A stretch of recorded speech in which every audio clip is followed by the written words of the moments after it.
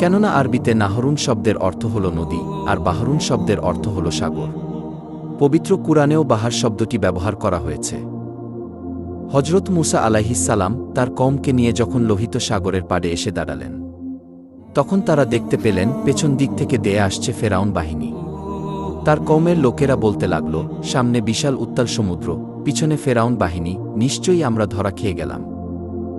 তখন মুসা আলাইহিসসালাম উত্তরে বলেন, কখনো না। নিশ্চয়ই আমাদের সাথে আমাদের মহান রব রয়েছেন, তিনি আমাকে পথ প্রদর্শন করবেন।